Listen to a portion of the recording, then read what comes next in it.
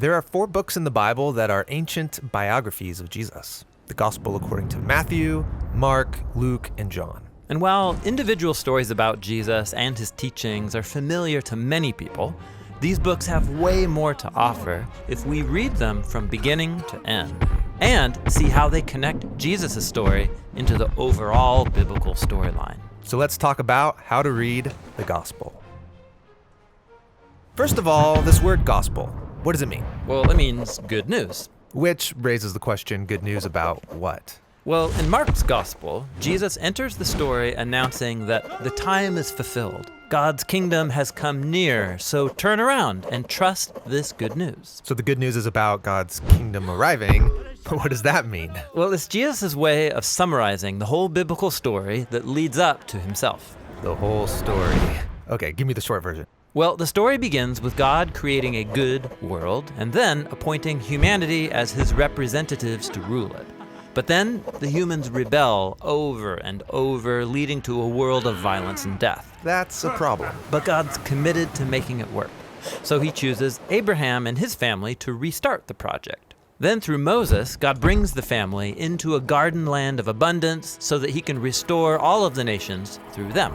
Right, Israel becomes a kingdom with amazing kings like David, but eventually Israel rebels too, and it leads them into destruction. But Israel's prophets said that God wasn't giving up. He was going to personally come and restore Israel so that his justice and peace could spread to all nations and to all creation.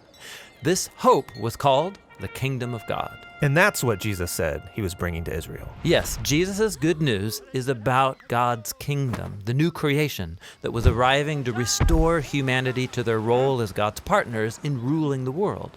This is why the gospel has so many stories about Jesus liberating people from death and disease, along with all of his teachings about generosity to the poor or forgiveness and loving your enemies. He was inviting people to live in God's new world. Exactly. And so this is one of the main goals of the gospel, to show how Jesus is bringing the whole biblical story to its fulfillment.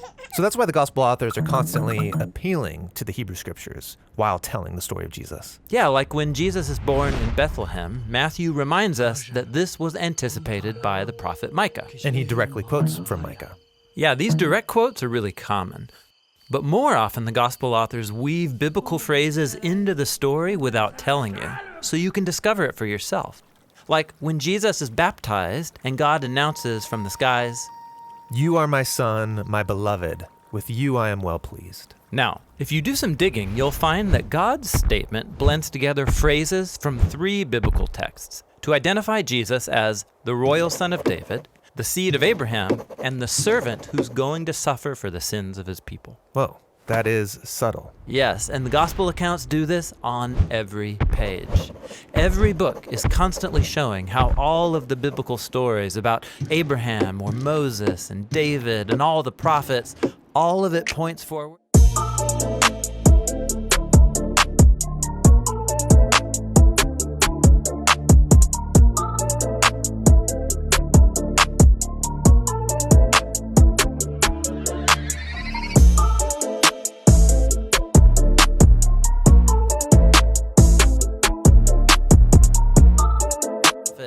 All of it points forward to Jesus.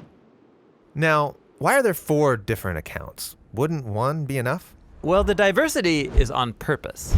Each of the 4 gospel authors has shaped and arranged their stories about Jesus differently, so they can emphasize different things about him.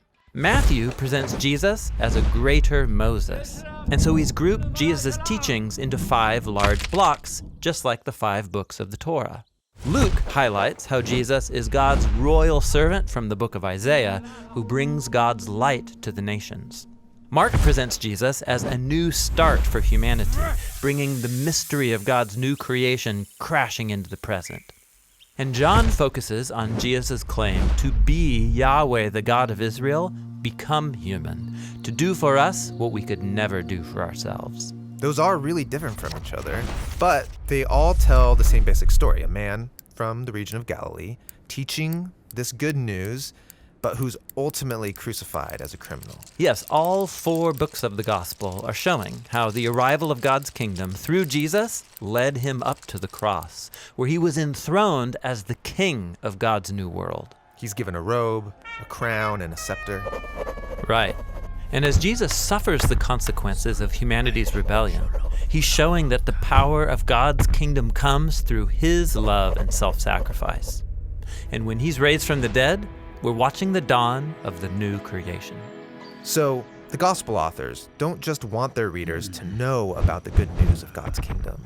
They want them to become a part of it. Yes, the gospel is designed to persuade us to trust and follow Jesus so that we can participate in the new creation that he began.